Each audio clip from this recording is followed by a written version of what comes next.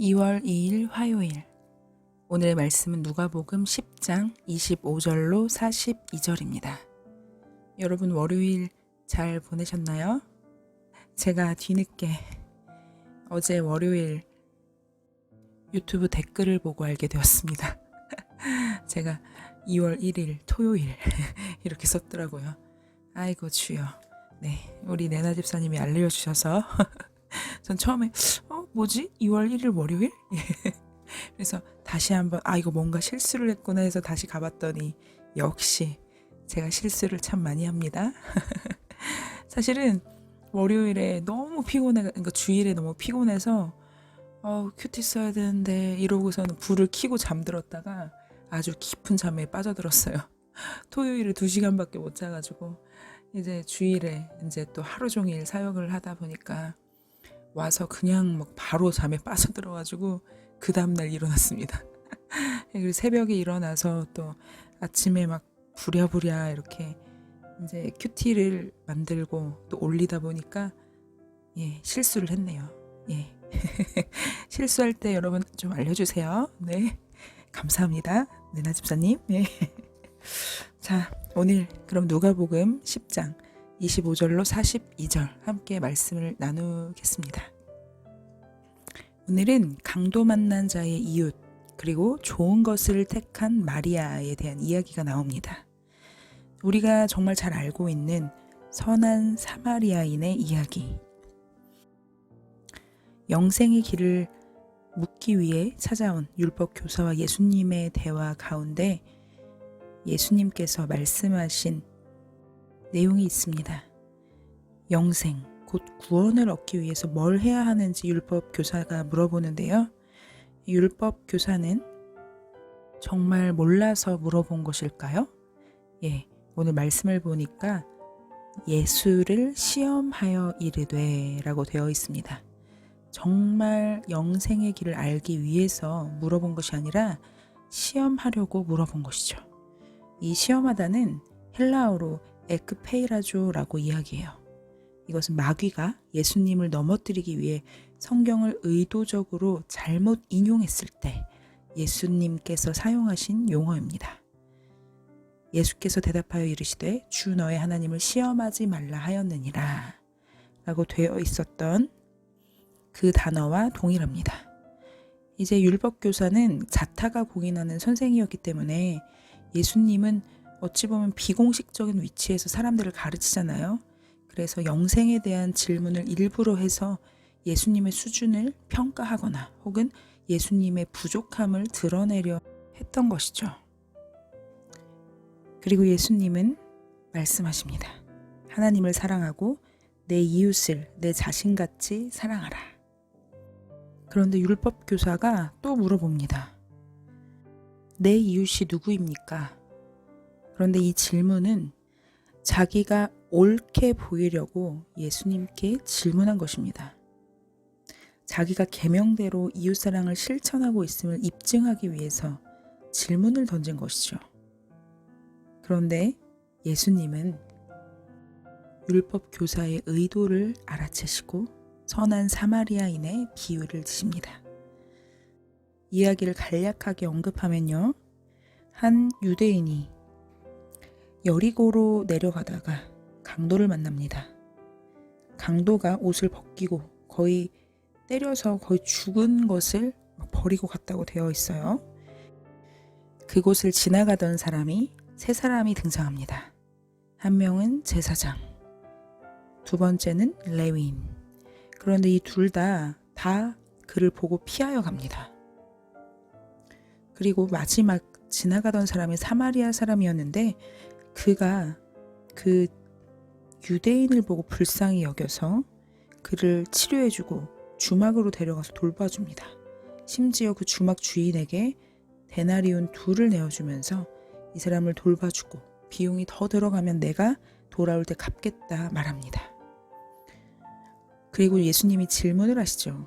네 생각에는 이 세 사람 중에 누가 강도 만난 이웃이 되겠느냐? 당연히 은혜를 끼친 사마리아 사람이겠죠. 아마 이 이야기를 들었던 율법 교사는 자신의 무지와 위선 이것이 드러나고 사람들 앞에서 수치심을 당한 채 돌아갔을 것입니다. 왜냐하면 여러분 다 아시겠지만 그 당시에 제사장과 레위인은 유대인 중에서도 참 유대인입니다. 하나님을 사랑하고 백성을 사랑하는 임무까지 맡은 사람들입니다. 그리고 반면 사마리아인은 여러분 다시 이스라엘 역사를 언급하자면 남유다와 북이스라엘이 나뉘어졌잖아요. 그런데 이 북이스라엘은 아수르에 망하게 됩니다. 그런데 이 아수르의 정책이 있었는데 혼혈 정책이었잖아요. 그래서 아수르 사람들을 북이스라엘에 거주하게 하면서 그들과 결혼을 시킵니다. 그러면 당연히 혼혈아들이 태어나겠죠. 그 사람들이 바로 사마리아 사람들이에요. 그런데 유대인들은 구약에서부터 쭉 시작했지만 이방인과의 결혼을 인정하지 않잖아요. 그러니까 그들을 자기 동족으로 보지 않고 심지어 이 개 같은 것들 이렇게 욕을 할 정도로 그들을 싫어했습니다. 그래서 그 동네를 피해서 갔어요. 그래서 아래쪽에 예루살렘이 있고 그 가운데에 사마리아가 있고 그 위에 이제 갈릴리가 있는데 갈릴리에서 예루살렘을 가거나 또 예루살렘에서 갈릴리를 가려면 사실 사마리아를 직통으로 가는 게 제일 빠른데 그렇게 하지 않고 삥 둘러서 갔습니다. 그들을 너무너무 싫어했던 거죠. 그런데 오늘 예수님의 비유에서 누가 그 어려운 유대인을 돌보지요? 예, 바로 사마리아 사람이 돌봅니다. 이 이야기를 들은 것만으로도 그 율법 교사는 굉장히 수치스러웠을 거예요. 그리고 이것은 그냥 추가적으로 하나 더 말씀드리고 싶은데 이 예루살렘은 굉장히 높은 곳에 위치해 있어요. 해발 800m, 꽤 높죠. 그리고 여리고는 해발 250m입니다. 그래서 이 여리고는 예루살렘에서 북동쪽으로 약 30km 정도 떨어진 곳인데 이제 여행객들이 예루살렘에서 여리고로 내려가는데 그 내려가는 길이 굉장히 가파르고 바위랑 동굴이 많아요. 그래서 강도들이 숨어 지냅니다. 또 당시에 대부분의 제사장들은 예루살렘 밖에서 살았거든요. 그리고 여리고에 많이 거주했어요. 그리고 제가 지난번에 성지순례 때 여리고를 다녀왔을 때 선교사님이 말씀하시더라고요. 여리고에는 바나나가 유명하다. 그래서 바나나를 꼭 먹어라 해서 바나나를 먹었는데 저는 좀 예, 모르겠어요. 겨울에 먹어서 그런가? 예, 아무튼 이건 그냥 번외의 이야기입니다.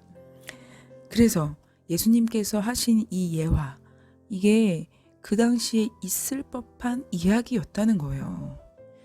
네, 결국 예수님께서 말씀하신 내 이웃, 누구죠? 내가 좋아하는 내 옆에 있는 친구, 내 옆집에 사는 사람, 나와 가까이 있는 사람이 내 이웃이 아니라 나에게 자비를 베푼 사람, 나를 도와준 사람, 나를 긍휼히 여겨준 사람이 이웃이라는 것이죠.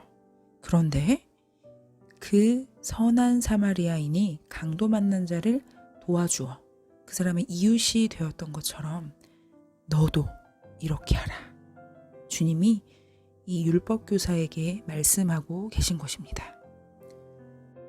삶으로 이어지는 암, 삶을 통해 진정한 삶에 이르는 것, 이게 영생이라는 거죠.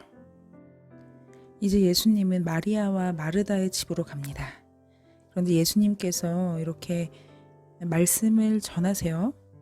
그런데 마리아는 주님의 발치에 앉아 예수님의 말씀을 듣고 또 마르다는 음식을 준비하는 일이 많아서 마음이 분주합니다. 그런데 딱 그냥 보기에도 아니 언니 혼자 일하는데 빨리 동생도 같이 도와서 식사라도 대접해야지. 아니 어떻게 그렇게 게으르게 말씀만 듣고 있냐.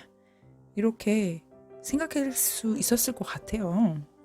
또 특히 그 당시에 이 집안에서 음식을 준비하는 것이 여성의 몫이었거든요. 그리고 성경 선생님의 가르침을 공적으로 여자는 받지 못했습니다. 그러나 예수님은 여성도 예수님의 말씀을 듣는 특권에서 제외되지 말아야 하고 가장 좋은 유업을 빼앗기지 말아야 함을 선언하신 것이죠. 얘야, 내가 많은 일로 염려하고 근심하나 한 가지만이라도 족하다. 좋은 것을 택해라. 여기 나오는 좋은 편은 유산과 유업을 이야기하는 거예요. 마리아는 영원한 유업을 하나님의 말씀으로, 예수님의 말씀으로 이해한 것이죠. 예수님의 말씀을 예수님 자신, 그리고 하나님 나라의 복음으로 표현해 본다면 하나님 나라를 위한 어떤 선행도 예수님과 그의 복음 앞에서는 상대화되고 맙니다. 어떤 섬김도 말씀을 듣는 것보다 우선될 수 없는 거예요. 저는 이제 교회에서 늘 지금은 뭐 식사 준비를 안 하니까 그렇지만 예전에는 이제 식사 준비를 교회에서 하잖아요. 그런데 여성들이 아무래도 지금도 식사 준비를 합니다. 근데 너무 분주하고 힘들다 보니까 예배를 안 드리고 그 주일에는 음식을 준비하시는 경우가 있어요. 그럴 때마다 예수님의 이 말씀이 생각이 납니다. 그리고 한편으로는 그냥 이건 개인적인 저의 생각인데 교회에서 같이 식사하고 즐겁게 공동체 교제를 나누는 거 너무 좋지만 예배를 더 중심으로 여기면 좋겠어요. 그래서 만약에 제가 나중에 뭐 어떻게 될지 모르겠지만 담임 목회를 만약에 하게 된다면 식사를 그냥 시켜 먹거나 예, 사 먹으려고 생각하고 있습니다.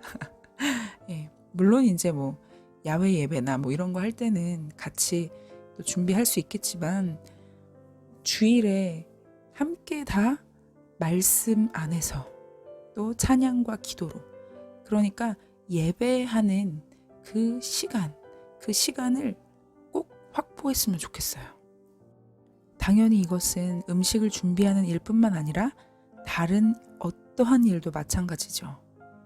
예배보다 앞서는 것이 있으면 안 됩니다.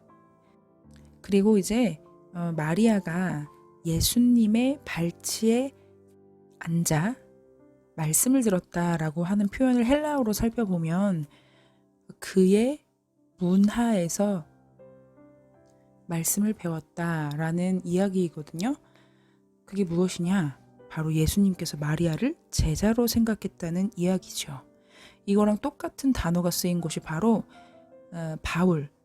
바울이 아주 유명한 율법 교사 가말리엘의 제자였다.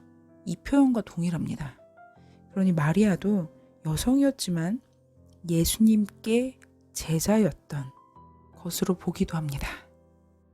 자, 오늘 두 가지 내용을 말씀 가운데 보았습니다. 강도 만난 자의 이웃이 누구이냐? 또 좋은 것을 택한 마리아. 여러분 오늘 말씀 가운데 어떤 것을 깨달으셨나요? 제가 적용, 묵상, 또 결단 이런 것을 사실 구체적으로 하기보다 웬만하면 이 말씀 내용 그리고 그 역사적 배경, 문화적 배경 이런 걸 더 많이 설명해 드리려고 해요. 왜냐하면 하나님께서 우리에게 주시는 말씀이 동일할 수도 있지만 다를 수도 있기 때문이에요. 하나님께서 여러분에게 오늘 어떤 말씀을 기억하게 하셨나요? 그 말씀대로 살아 나아가는 오늘 하루가 되길 축복합니다. 함께 기도할게요. 하나님께서 우리에게 말씀하셨습니다. 내 마음을 다하며 목숨을 다하며 힘을 다하며 뜻을 다하여 주 너의 하나님을 사랑하라. 또 내 이웃을 내 자신같이 사랑하라. 주님, 그런데 우리가 하나님을 이같이 사랑함과 동시에 우리 이웃도 하나님을 사랑하는 것처럼 또 나를 사랑하는 것처럼 사랑할 수 있도록 도와주십시오. 어쩔 때는 외면하고 싶고 또 어쩔 때는 무시하고 싶고 또 어쩔 때는 별로 그렇게 하고 싶지 않은 마음, 이웃이라고 느끼고 싶어 하지 않는 그런 마음도 우리 안에 있습니다. 그러나 주님, 이것을 행하면 살리라 라고 말씀하신 주님, 그 말씀 붙잡고 복음이 실제되는 삶을 우리 모두 살 수 있도록 인도하여 주십시오.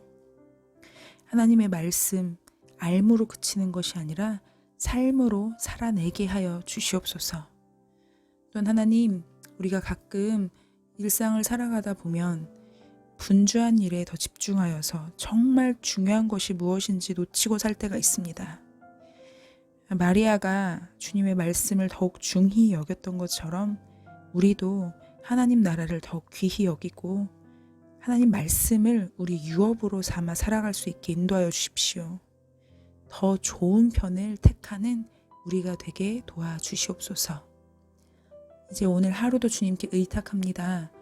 오늘 하루 가운데에 하나님 성령의 인도하심 따라 살아갈 수 있게 도와주시고 오직 주님 말씀 가운데에 하나님 주님 붙잡으며 나아갈 수 있게 인도하여 주십시오. 주님 도와주십시오.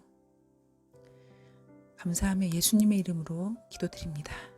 아멘. 자, 여러분, 오늘도 하나님을 사랑하고 이웃을 사랑하는 화요일 되셨으면 좋겠고요.